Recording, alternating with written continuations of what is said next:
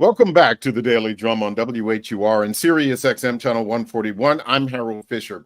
This is another edition of Take Back Our Community Thursday, when we hear from the organizations and the people who are working to make our community better and safer. And tonight we are talking to Prince George's County Police Chief Malik Aziz. Chief, thank you so much for joining the conversation. Thank you so much for having me. I really appreciate it. It's good to see you. Absolutely, I agree.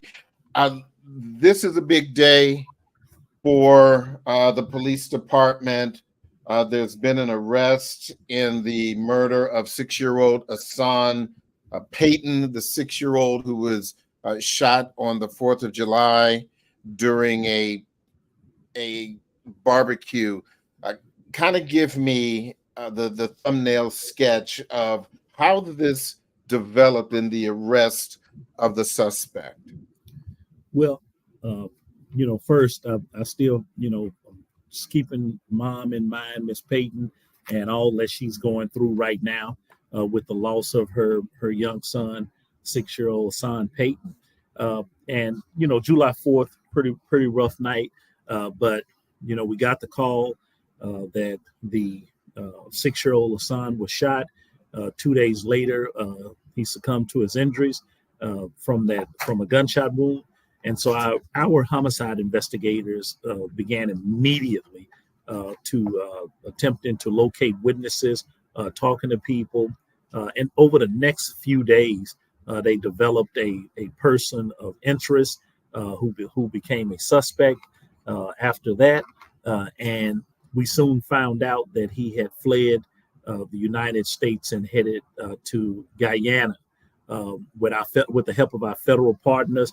I can't say enough about our Prince George's County Homicide Major Crimes Division Homicide Unit, but the U.S. Marshals Capital Area Regional Fugitive Task Force with the U.S. Marshals Service, New York and New Jersey Regional Fugitive Task Force, the Diplomatic Security Division, Homeland Security Division with ICE. All of them were involved in this once we found out he had fled to Guyana.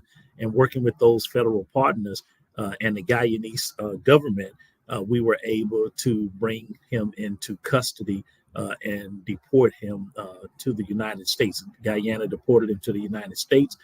We have operatives on the ground right now down in Florida to bring him into custody. So it's been a long journey, and I can only imagine what Ms. Payton was going through, but tireless work with law enforcement to bring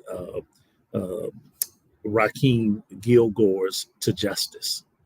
Well, to me, this really speaks to that old saying, the long arm of the law, because a lot of times, suspects are found not too terribly far from where the crimes are committed, and sometimes certainly out of state.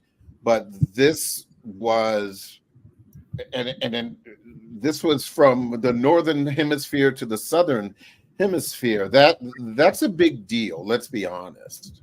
It really is. I say this. I said this earlier.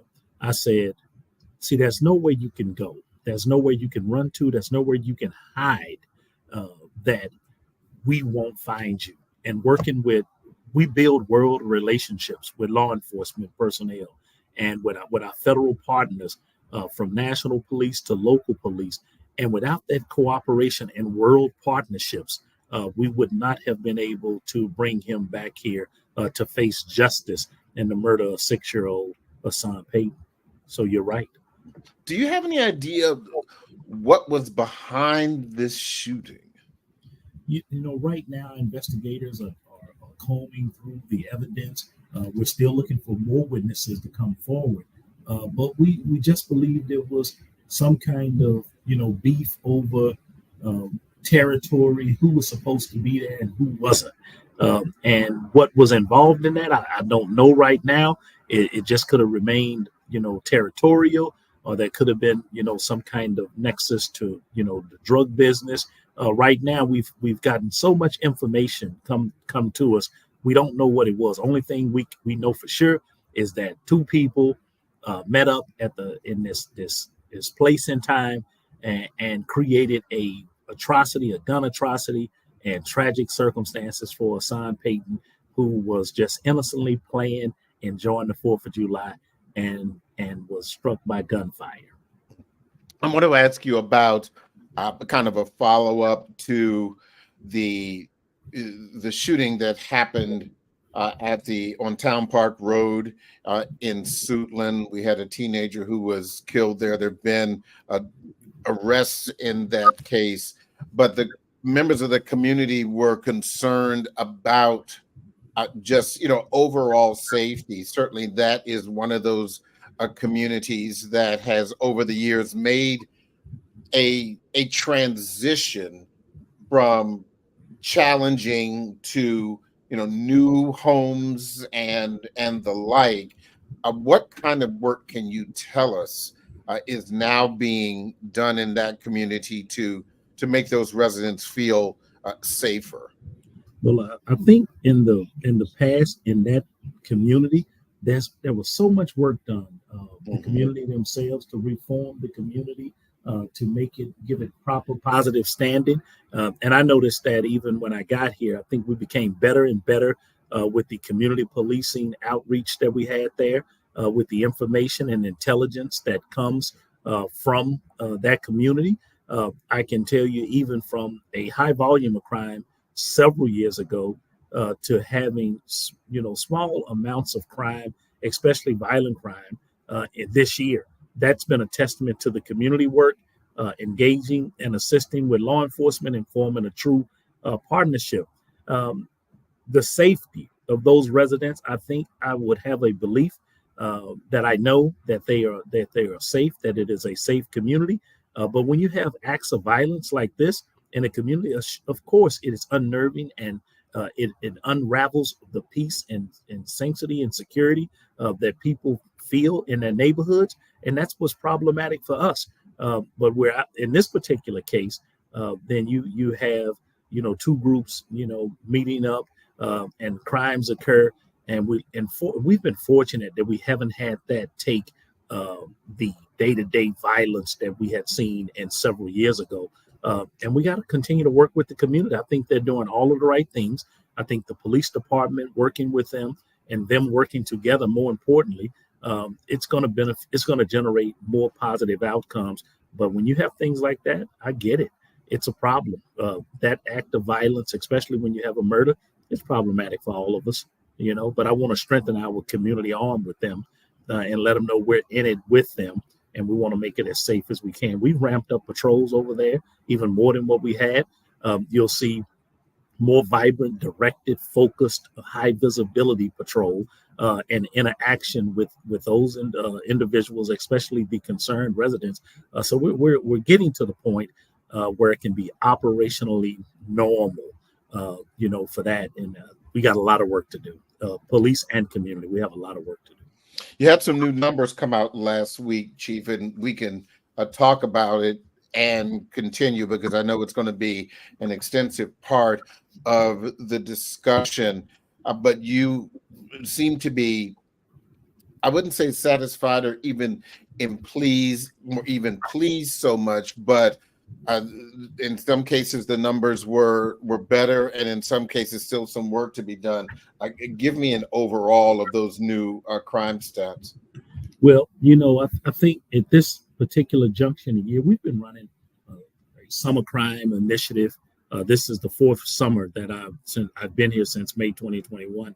We immediately implemented a summer crime initiative less than a month after I was here in 2021.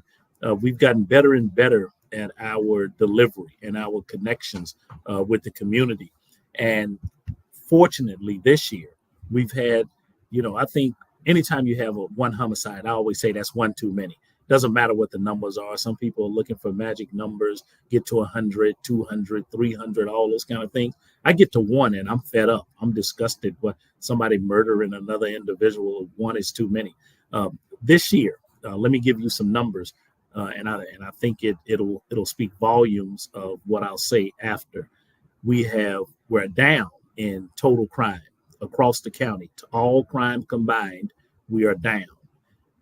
We are down in property crime, and especially what drove our crimes last year and the year before with stolen vehicles and vehicle accessories, things like that. We're down on those categories. Violent crime. Now, I'll say we're down on homicides. We're just under homicides. 13 of our homicides have been domestic violence related. We're not in anyone's homes. We can't police inside your house. That's where you are safe and secure, are supposed to be. And we're down in carjackings. Everyone has been talking about carjackings for the last 4 years since I've been here. And we're down in carjackings. We're down in non-fatal shootings.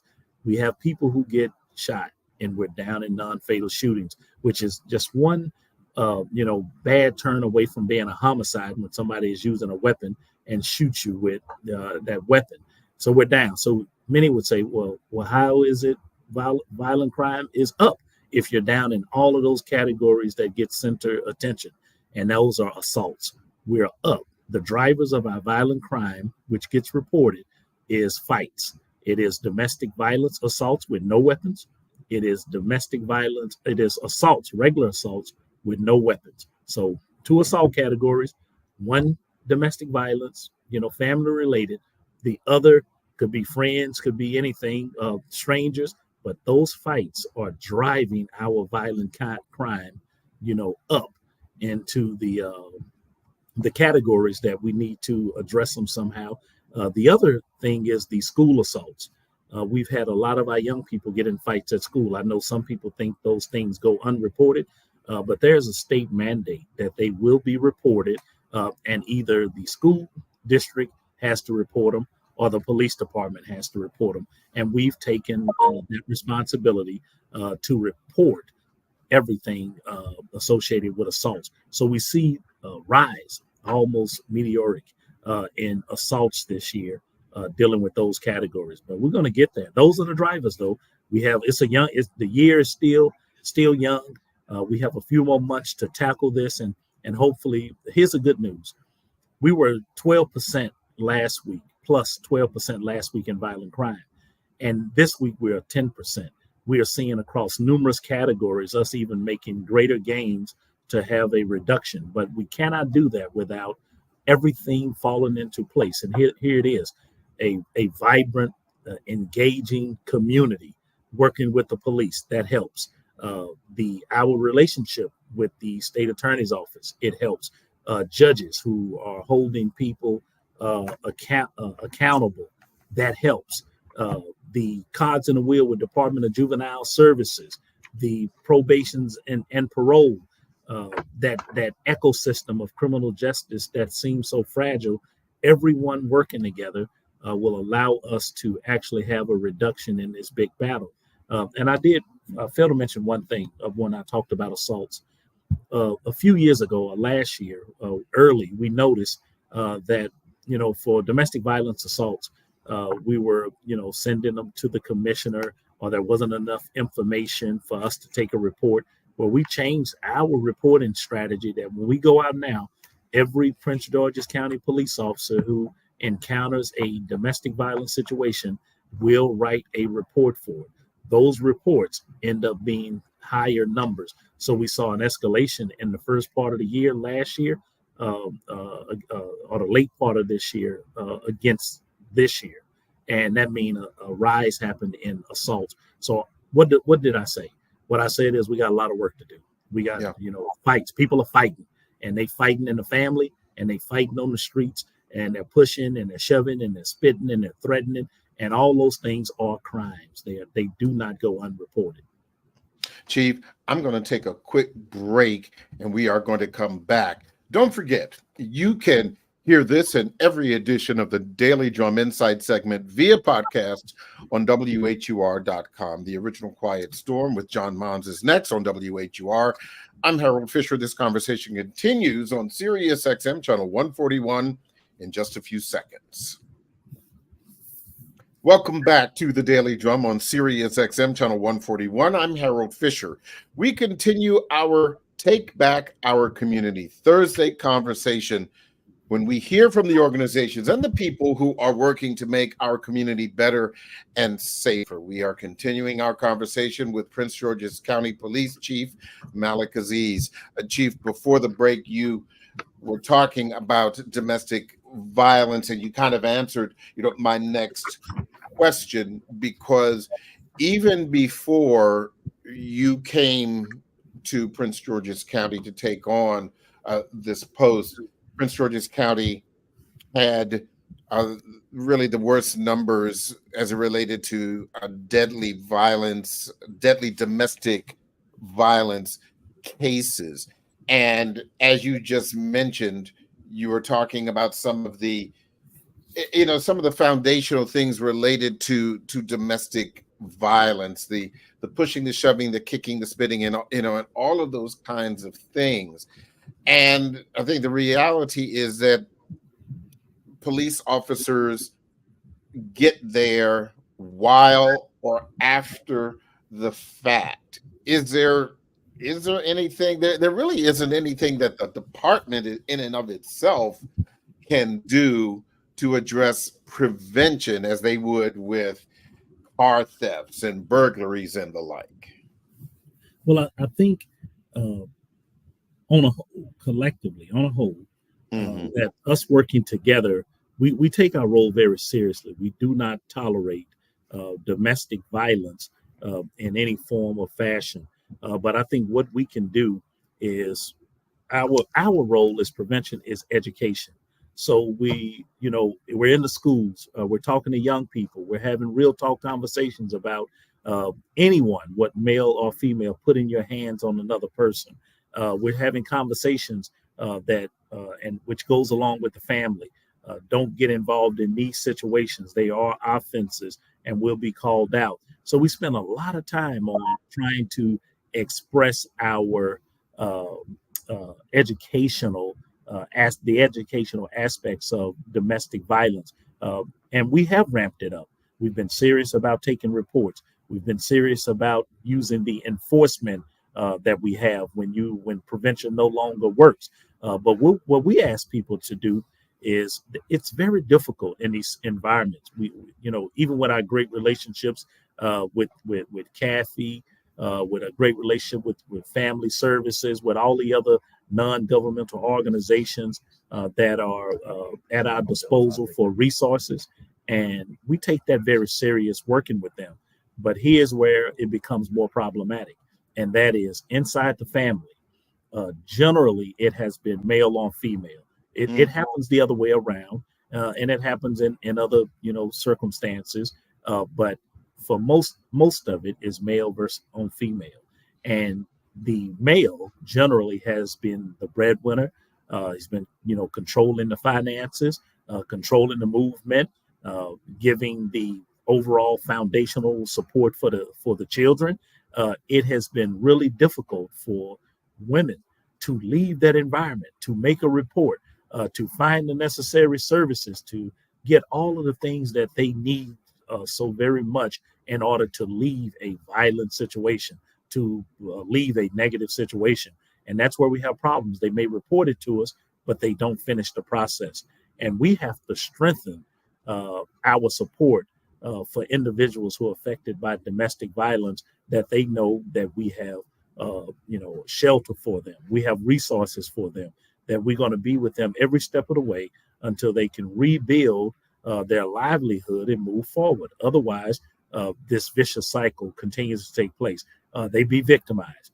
Then they call the police, and then they don't follow through, and then they're re-victimized. That's how they're being victimized on all kinds of levels or angles.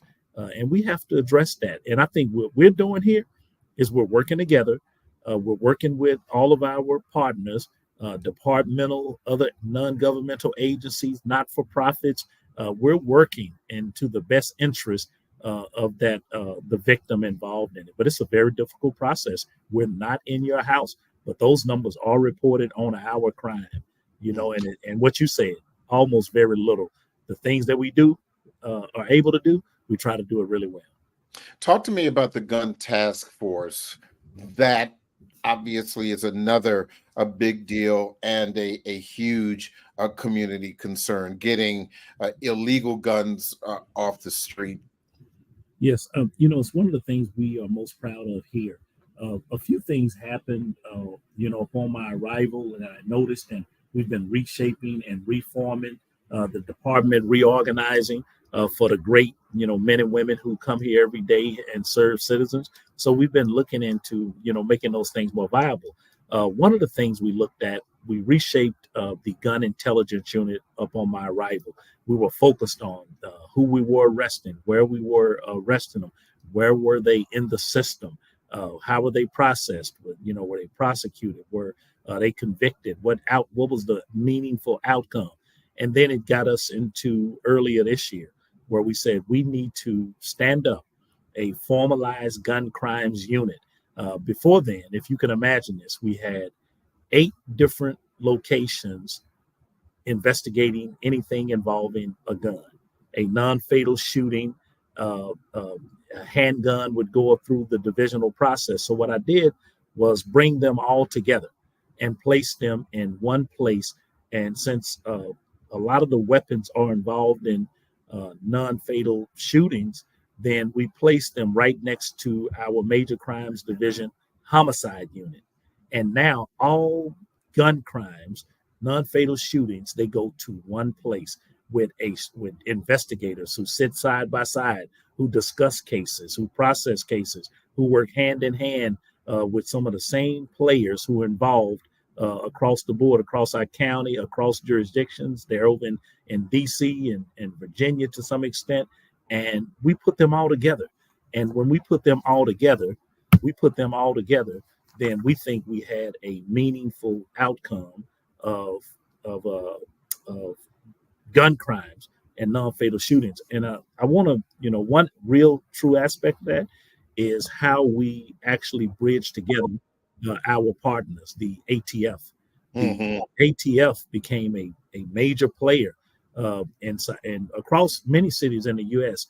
Prince George's County, we've been fortunate to have them here to establish, the Gun Crimes Intelligence Center to process through identification of casings, or bullets that we're able to process much faster.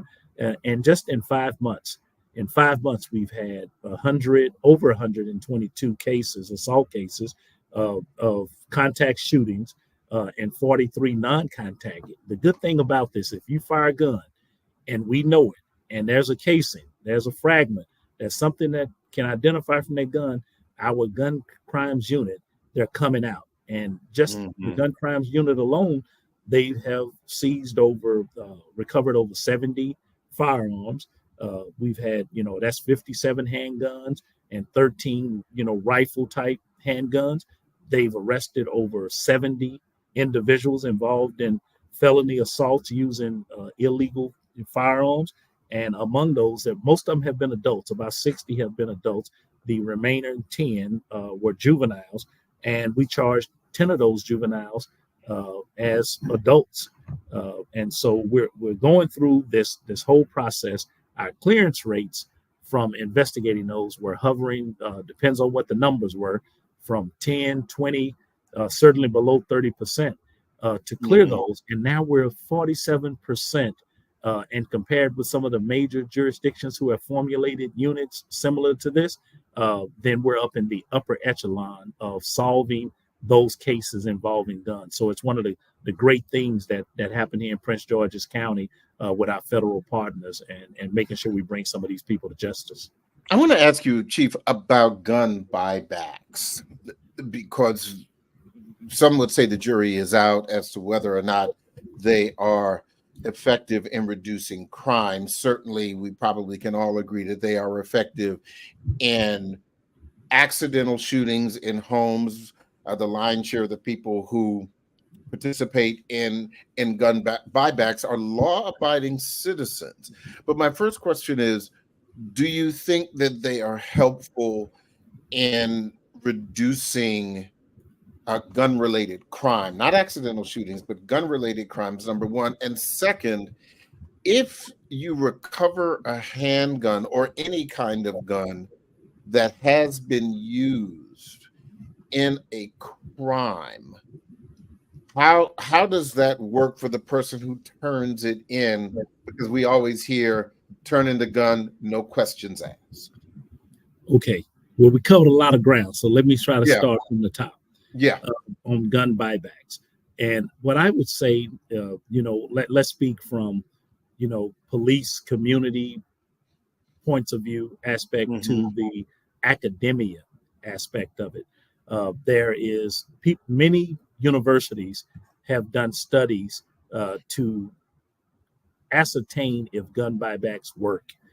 Most of that empirical evidence, when they compare it to the reduction in crime, then they don't find any connection. Those are academicians, empirical studies that they relate those to that gun buybacks, in their estimation, don't work. I take a different approach to what they are worth, and here's what they are worth.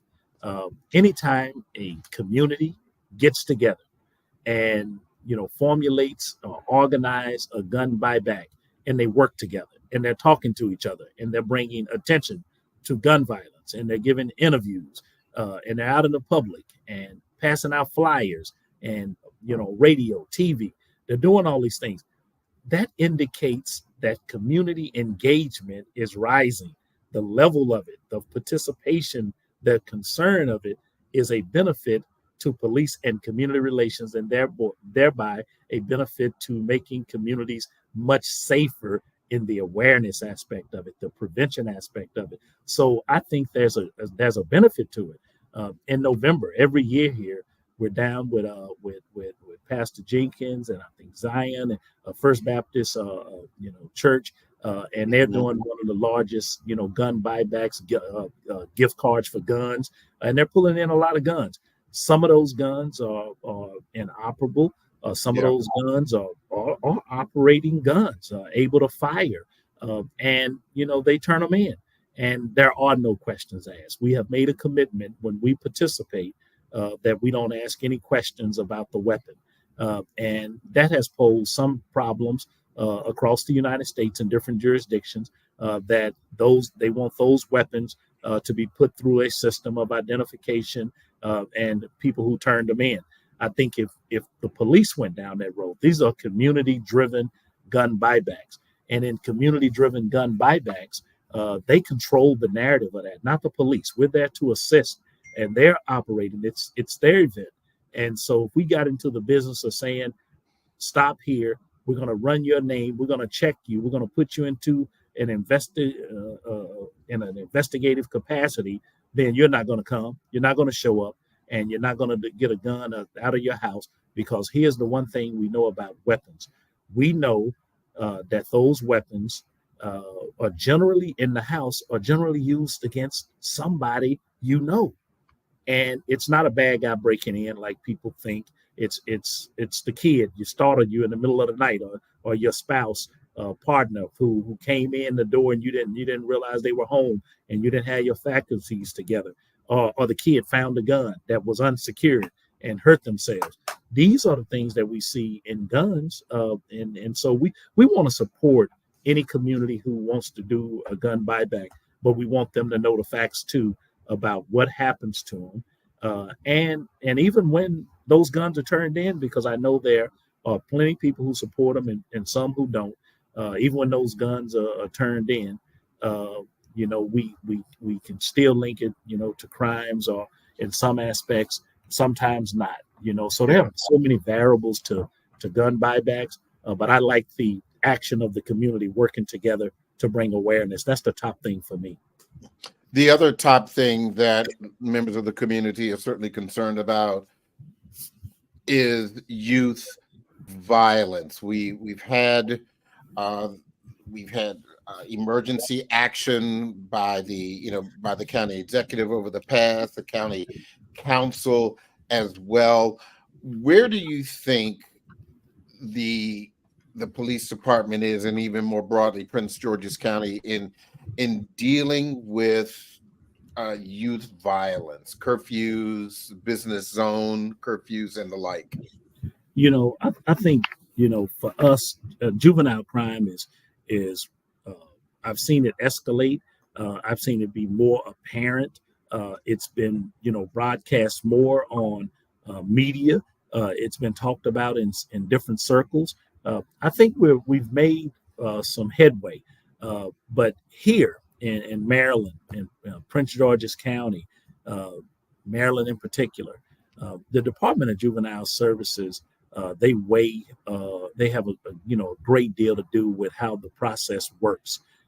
And I support the having many solutions to a problem.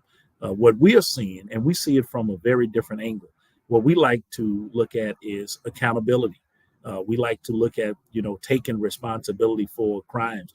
If we see an escalation in this region, and especially here in Prince George's County, it has been arresting more juveniles for carjackings, arresting juveniles with unserialized weapons, also known as ghost guns, arresting more juveniles for stolen vehicles. And we still see a high rate of juveniles being arrested compared to adults, and those are adult crimes.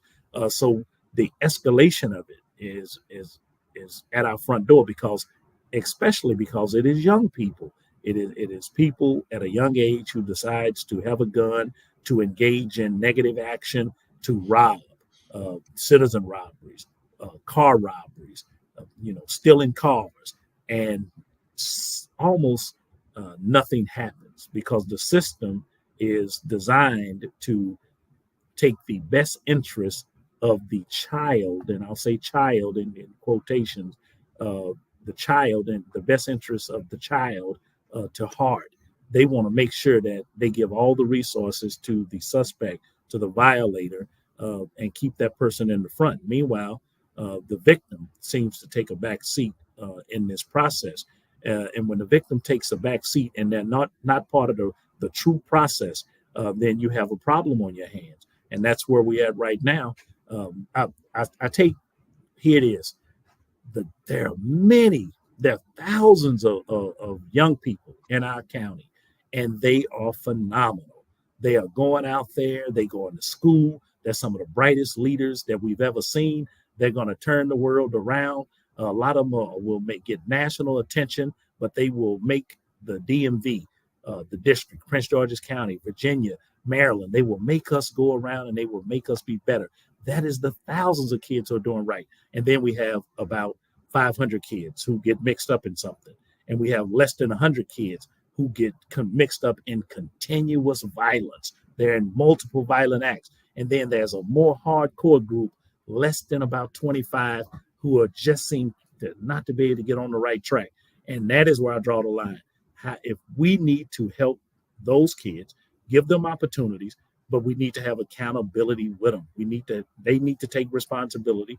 They have a 50% in this action to do right, to seize the opportunities, and they have to be held accountable. You can't do a crime and walk away scot-free. And you surely can't do multiple offenses time and time again and then expect the same outcome. That's the definition of insanity, is what I would say. And some of these things that we're seeing with young people, silly crimes of opportunity, hanging with the wrong people, running with the wrong crowd, doing just, what I call stupid stuff as a young kid. And we're not trying to throw away any young people. What we're trying to do is throw away behaviors and build young people. Keep the person, throw away the behaviors.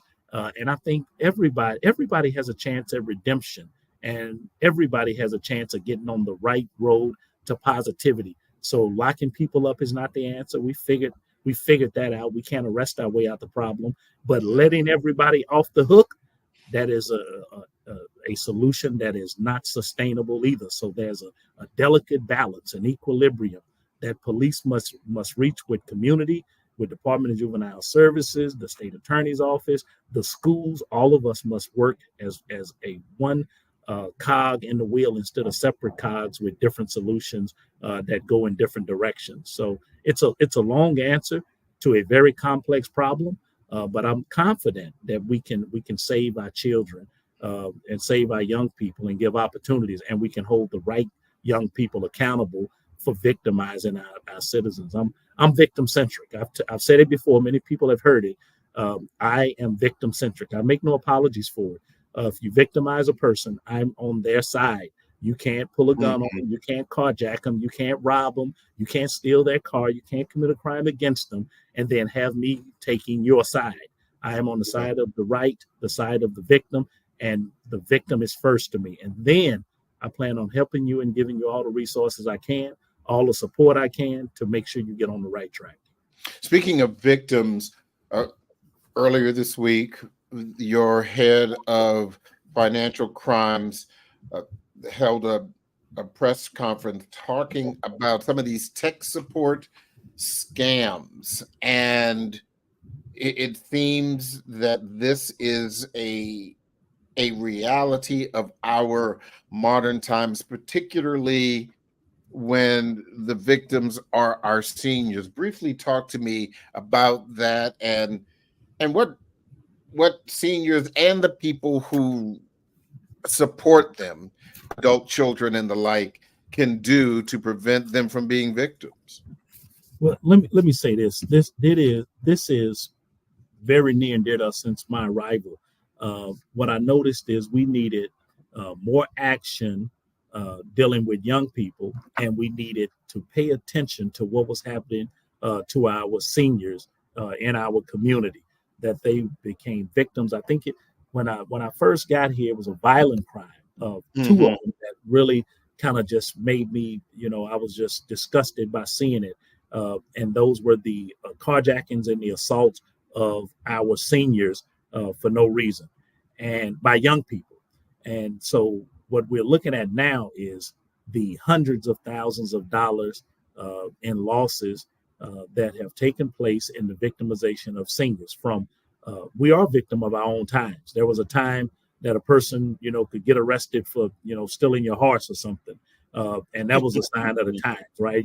When the car showed up, people would take your car. And now we operate on the internet. We operate on social media. And now the new scammers have arrived.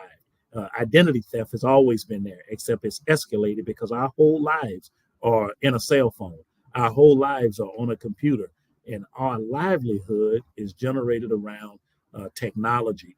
So what you've seen our financial crimes division do was focus on the crimes against the elderly, the seniors, and how they are, going to the banks and withdrawing money, and they're getting a fake link on a text message. They're getting scammers with voice. They can change your voice on the phone, and they're telling them they got their grandkids or their son somewhere. So all these, hundreds of thousands of dollars in losses, and tens of thousands go every single day across the board with that. So we just wanted to bring some attention to it, and we're going to keep bringing attention to it. What you'll find us doing now is we're making our rounds to senior centers. We're going to community centers, wherever we can find our great seniors in our community. We're talking to them. We're saying, ask an extra question. Have someone go to the bank with you. Who's close to you? And some of our cops officers, they are literally holding hands with some of our seniors to make sure that they don't be victimized. And we've been working with the county executive's office with Dr. Dula and what he's doing with the veterans who are being scammed. So we're in it. We're in this, and we've been laser focused on this for almost 3.5 years now, about bringing attention for our seniors. I don't think anybody should be taking advantage of our seniors, just like I don't think anybody should be using youth for crime or anything else. This is a hard, long road, and we have more to come on the awareness. I'm proud of our guys for what they're doing, though.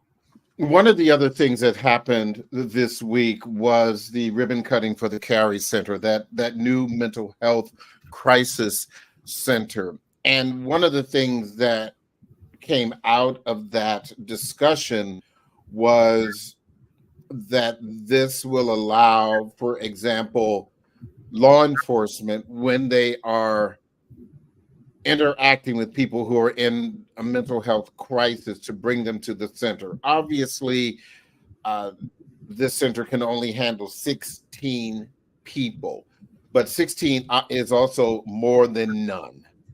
What, from the perspective of your department, from police officers on the street, what might this facility and others like it mean for the work you do?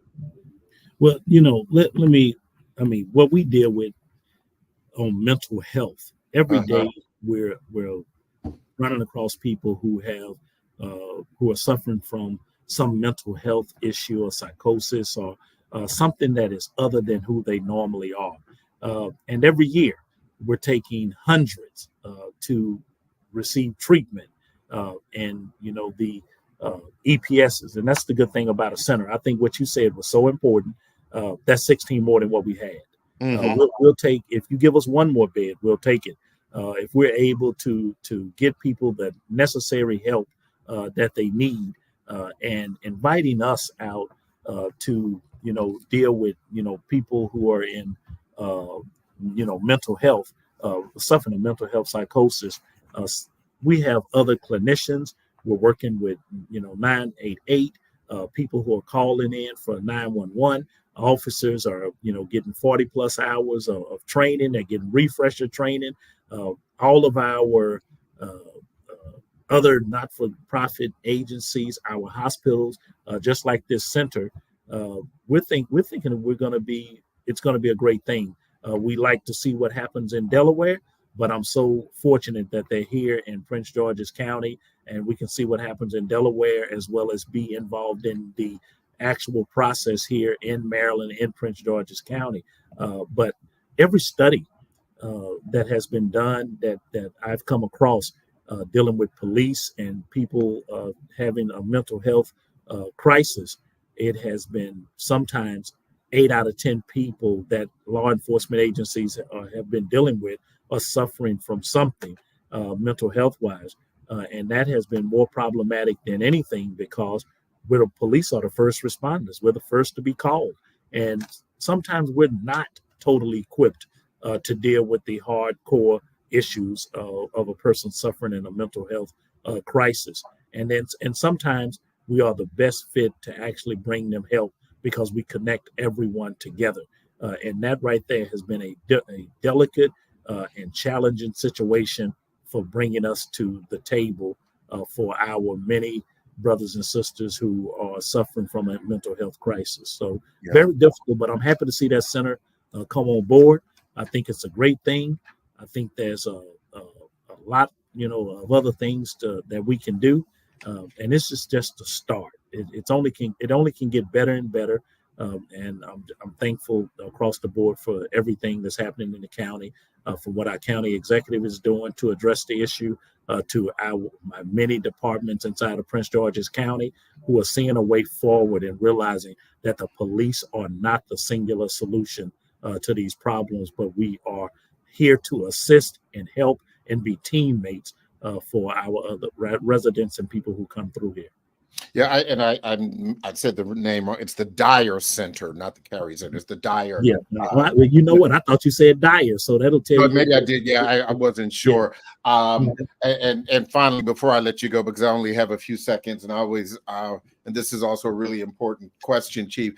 Commanders or Cowboys? I keep asking you this. You're pretty cold. Well, let me tell you this right here. You got 30 seconds. Go ahead. Okay, I was a Dallas Cowboys fan, America's team, 5-time Super Bowls, America's wealthiest team. You know where it's at. But here's what you did. You stole our coach. You stole our coaches. You took some of our players. You took the blueprint for success, the winning attitude for success. So we can't help but to be anything but Cowmanders. We're not a Cowmanders now. So put us on board. We're going forward. Cowmanders for life now. Thank you so much for taking and join Prince George's County Police Department. We're hiring. Come join us. That's good to know too. Thank you so much. You guys are hiring. Prince George's County Police Chief Malik Aziz. Thank you so much, Chief. I appreciate your time. Be safe. Thank you. I appreciate your time. That is the Daily Drum for this Thursday, August 1st. I'm Harold Fisher. Good night.